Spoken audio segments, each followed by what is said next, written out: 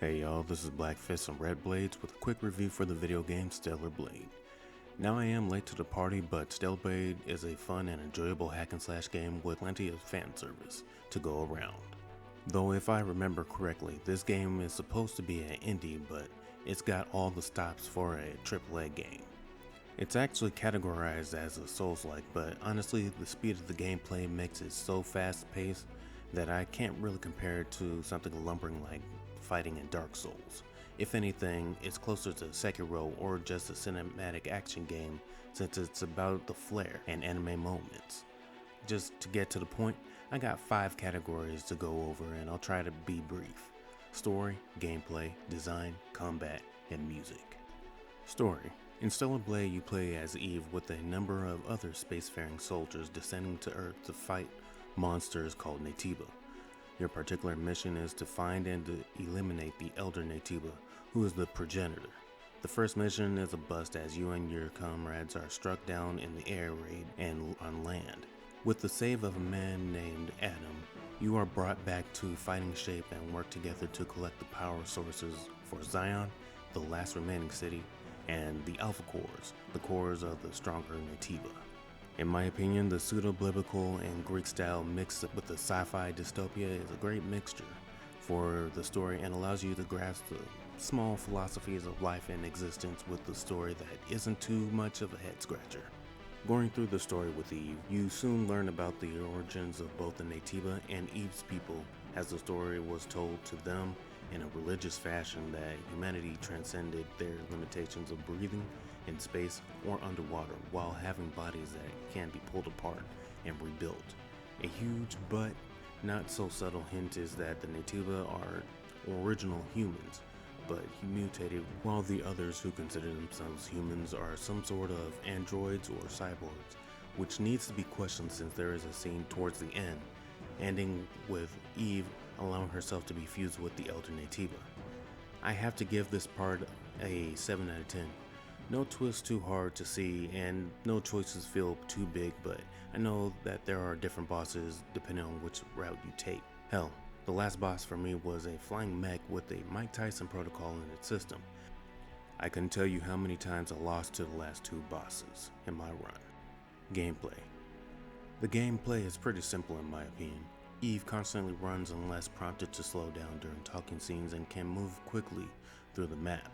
And your interactions with the world are simple contacts, collections, activations, and not really a choice system for any dialogue.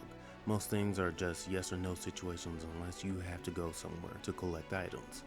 Now exploration can be big and a bit tedious as some places feel like you should be able to reach but are more annoying as you could miss a jump or just an invisible wall is the sign you need to reroute and get to where you need to be. The desert area with all the fallen cities is the best example I can think of, as the secret chests scattered throughout the area have gated areas or platforming traversal you need to reach them. Even if your double jump and ledge grab say you should be able to clear that fence. Something I appreciate is that despite this being a sci-fi world, you still get the chimes and horns of a fantasy land when you get an upgrade to your cores. Speaking of traversal, I have to say it's a bit of a hit and miss. Sometimes he magnetizes to the ledge you don't want, or climbing something you don't need, which can give her away to an enemy, or cause her to plummet to the ground in a game with fall damage. That sucks, but the most annoying part to deal with is the campsites. Combat ready dream catcher and soup. These stations hold various machines to help you upgrade, reload, and buy perishable items. Also change music, which can be very French. The thing about these stations is that you have to be facing and within range of the machines you want to activate. It gets difficult when Eve, at the flick of a stick, can go from 0 to 60, making you miss her button prompt. I honestly would have to say that this should have been replaced with a menu of sorts with all machine options available in a simple drop-down menu. There are times where save spots have less machines, but that just means an option can go missing. Either way, I give it an 8 out of 10 for serviceable and functional. Design. I gotta say the designs are exquisite and anime as hell.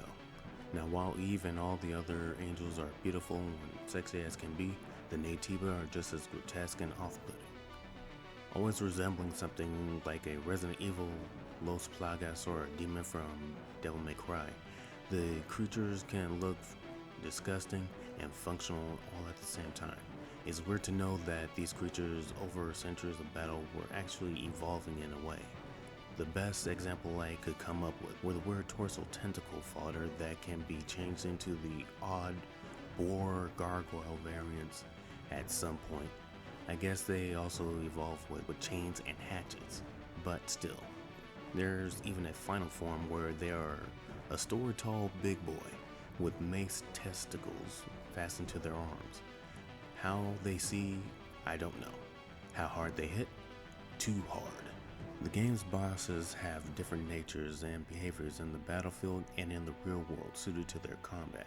While many mid-range monsters will roam around in the world, the smaller ones will remain buried underground waiting for prey. How they burrow into asphalt? No idea, but it worked. Aside from the creatures, there are also the tech and Eve's outfits. The outfits are tight and revealing with all the favorites just coming from the bathing suit. Not certain if I want to add mods or the real bathing suit. My computer is nearly a decade old. The designs for Eve are plentiful and can be found in exploration, but the ones for both Lily and Adam are limited.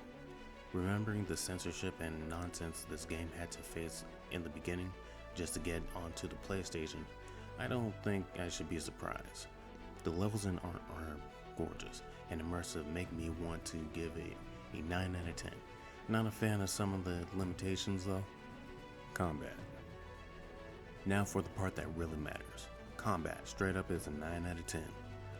The real problem with combat for me comes from the upgrade system that makes some of the options harder to execute on. From the beginning, you start with a basic combo moveset with a button for a light attack and another for heavy. The more you get into combat and slay monsters, the more you get to upgrade moves and skills that aid in traversing and defeating enemies. This means that even from the first open area in the wasteland, or even the first city where you travel through, you could grind to fill the tree almost immediately. The thing is that there are 3 reactive modes you need to parry and counter to fight certain bosses. There's an orange flash that means the attack can't be blocked and needed to be perfectly dodged. On execution, you can retaliate with a slash that brings you to the offending opponent and attack with greater damage. Then there's the blue flash that activates a blink, a teleporting move that puts Eve behind the enemy and attacks them with a basic move but can also break poise. The last is a counter with a violet flash that Eve may be able to perfect dodge to the side but often gives the enemy a near instant grab that can end Eve quickly if there isn't enough health, or you don't react to the quick time events. This often has it where she does a backflip and sends the enemy backwards at the same time. Now depending on the upgrade, the blink maneuver, which is the second most common parrying move of the enemies, can be harder to execute when you also have the guard upgrades activated. Thankfully there is an in-game item to reset your skills, but filling out one part of the tree shouldn't be able to hinder the other. In combat, each of these pairs sets you up to punish the enemies for a good while. There are also special moves afforded by the triggers for beta and omega moves. Beta moves were more of poise breaking moves that would allow you to stagger the enemy for a moment for high damage, and the aggro omega moves are more for high flare group attacks that can do a lot of damage to swarming mobs in Naytiba or one enemy. This is when the game gets anime as fuck. Then there is your gun you brought with your little droid at your side allowing slug rounds, shotguns, homing missiles, and lasers. Don't really like it since the ammo can be bought at any save point. The necessity depending on the area feels a little too forced. There can be boxes requiring targets to be fired upon in a minigame, but it doesn't help when you rarely need to use the gun and you're out of ammo, and the upgrades for a larger capacity is found at another level where you can't reach yet. A small nitpick, but a problem nonetheless. Then there are the grenades in Taki mode. Small spoiler, but eventually you have to find your friend, maybe sister or lover, Taki, mind wiped and transformed into a Naytiba. After defeating her, you get her katana and her wings. I don't think there's a single hack and slash with an Asian woman lead without a katana-like sword, no matter the culture. I don't know. I like it. Either way, then there are the grenades. I guess these were for clearing out mobs before you get the aggro moves, but I never used them until I got to the 2 final bosses, and in desperation. They send enemies flying backwards. Though I never used the mines, because after the enemies got faster than me, I stopped moving around and had to play defense. Finally, there's Taki mode, which gives you more speed and strength, a single wing, and her katana, along with invulnerability on a cooldown. It's a decent rage mode. Now your damage, defense, and energy can all be augmented depending on different exoskeletons to enhance or change your battle tactics, like in Hollow Knight with the charm system. But the biggest difference I had in doing so was being forced to change to a more defensive system to last against both the boss Raven. That bitch was tough.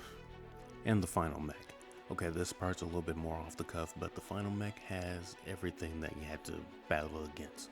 You got all 3 of the different reaction parrying systems. You also have it where you have to block, which can, if you perfect block, actually break poise, but the thing is there's so many points in it that you have to keep hitting the buttons, almost like that Sekiro stamina system. Either way, it just gets difficult as you try to fight them, and you gotta watch out for that liver blow. It's a basic move, but it is fast, it is quick, and it is relentless. And if you miss one part, that is your ass. Like, nothing. You will die almost instantaneously, and there is barely any way of increasing your defense besides these small little tweaks with the exoskeleton. I'm just saying, for combat, I give it 9 out of 10. Just the fact that one upgrade can actually hinder an entire feature makes me question the design and what else could be an issue if you choose the wrong thing, even though it would be mandatory for battle. Music. Finally, for music, it's cinematic. Look, I'm no musician, but it got me into the game whether it was the quiet lulls or the adrenaline pumping fights. Rock music was rocking, and the French jazz music was soothing. I can't say anymore. Maybe buy the OST and the art book, which I need to see if I can download, especially censorship is getting stupid again. Either way, the music was a 10 out of 10. Just saying. Final thoughts? I give the game an 8 out of 10. There are a few ups and downs, but I can't say that this game isn't a AAA quality. Not to mention there is apparently a free DLC added on since it was ported to Steam. Great. The only question on my mind now is, if Eve is in a new form with Elder Naytiba, is she able to produce with humans, or does she have to knock boots? How were the androids created? Were they given false memories of their childhood before growing or becoming what they were? There's apparently flesh and blood as well, despite being able to replace parts of their spine. Either way, glad we got a good game with the win in both against the gaming industry with their BS and against the current censorship battles, running the risk of destroying gaming and free speech. This is Black Fist and Red Blade signing out, saying have a good one, y'all.